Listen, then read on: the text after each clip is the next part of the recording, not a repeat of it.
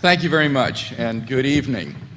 I'm sure that I can speak for both Professor Lüdemann and myself when I say how delighted we are that so many of you have come out this evening to join with us in discussing the historicity of the resurrection of Jesus.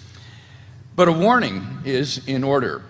To many of you who have never studied the New Testament, the discussion this evening may at times be technical and difficult. For Professor Lüdemann and I are going to be approaching the New Testament not as an inspired holy book, but rather as what it originally was, namely a collection of ancient documents.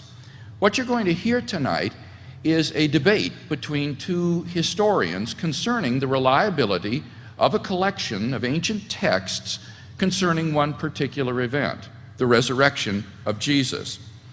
If the discussion threatens to get too technical, then I may simply refer you to the further discussion in our book. But we'll also be talking about philosophy of history, because Professor Lüdemann and I differ profoundly on what kinds of historical hypotheses are permissible as live options. And this is critical for a discussion of Jesus' resurrection. Now, in order to focus our discussion this evening, I propose to defend two basic contentions in tonight's debate.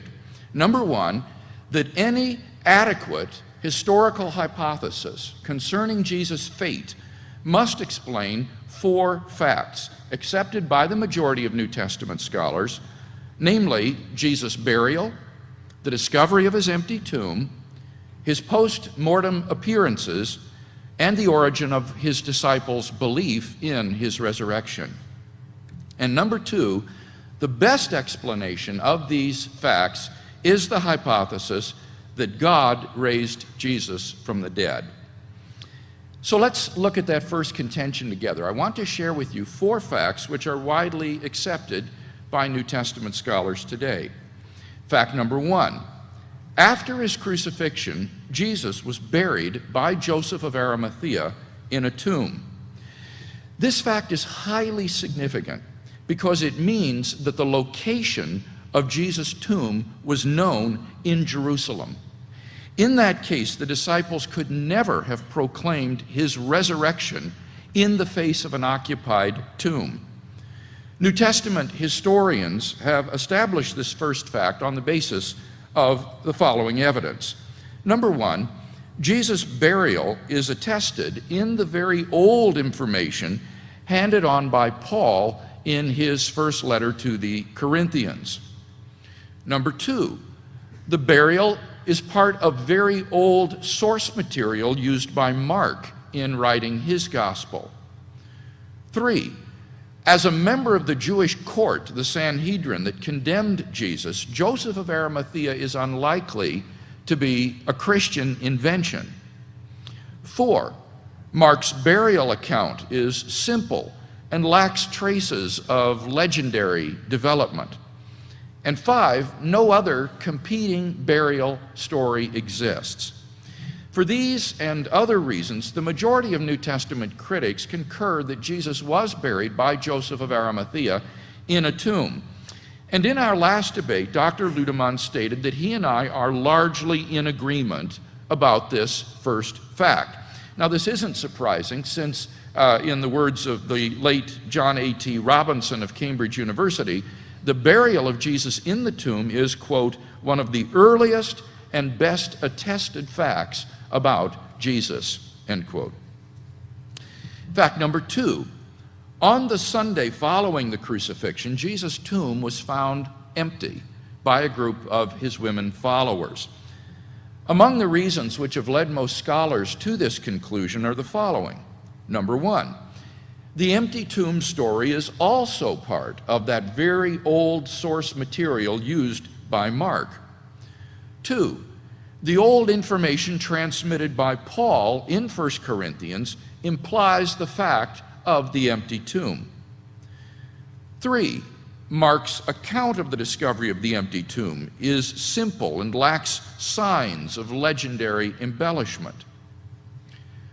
Four, the fact that women's testimony was worthless in first century Palestine counts in favor of the women's role in discovering the empty tomb. For any later legendary account would almost certainly have made male disciples to have discovered the empty tomb. And number 5, the earliest Jewish allegation that the disciples had stolen Jesus' body itself shows that the body was in fact missing from the tomb. Now, I could go on, but I think that probably enough has been said to indicate why, in the words of Jakob Kramer, an Austrian specialist on the resurrection, by far most exegetes hold firmly to the reliability of the biblical statements concerning the empty tomb.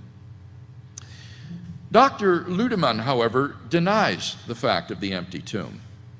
Why?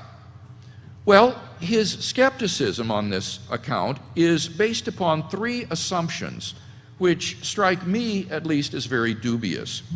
First, he assumes that the only primary source we have for the empty tomb is Mark's gospel. But this is almost certainly mistaken.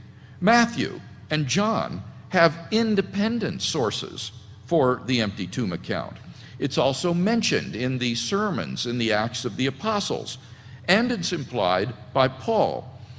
To quote the biblical critic Klaus Berger, the reports about the empty tomb are related by all 4 Gospels and other writings of early Christianity in a form independent of one another.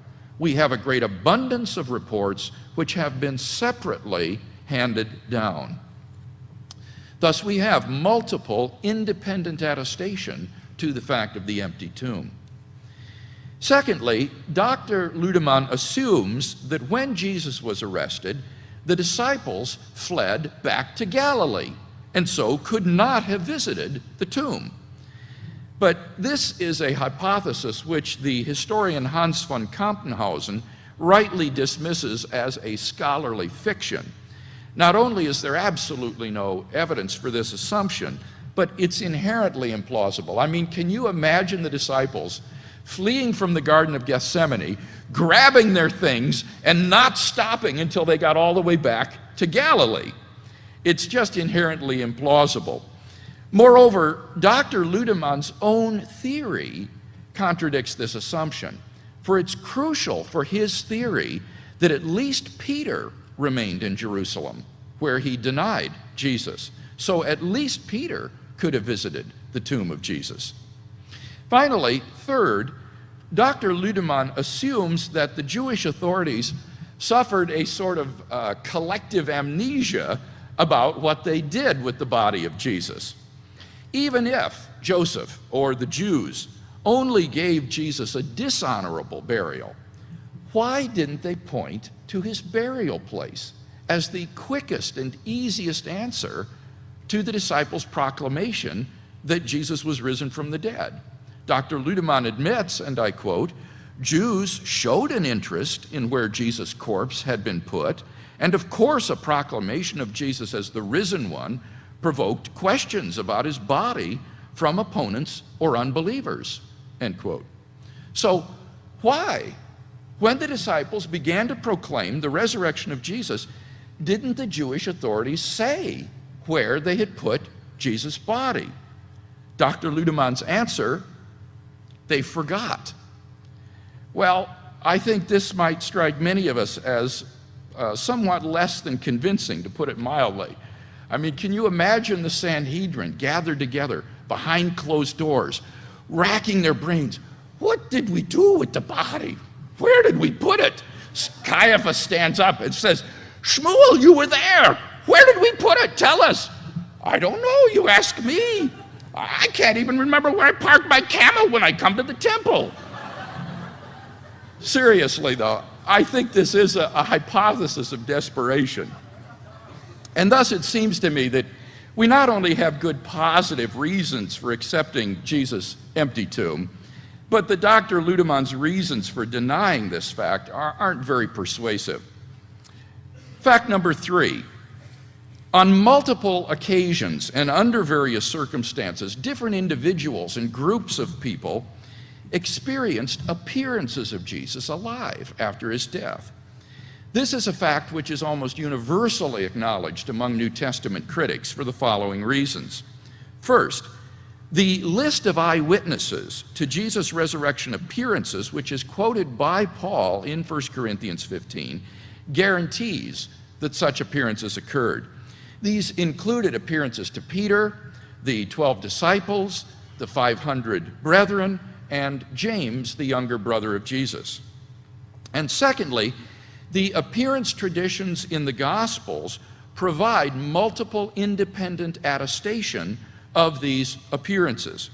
Dr. Lüdemann himself concludes, and I quote, "It may be taken as historically certain that Peter and the disciples had experiences after Jesus' death in which Jesus appeared to them as the risen Christ." Finally, fact number 4. The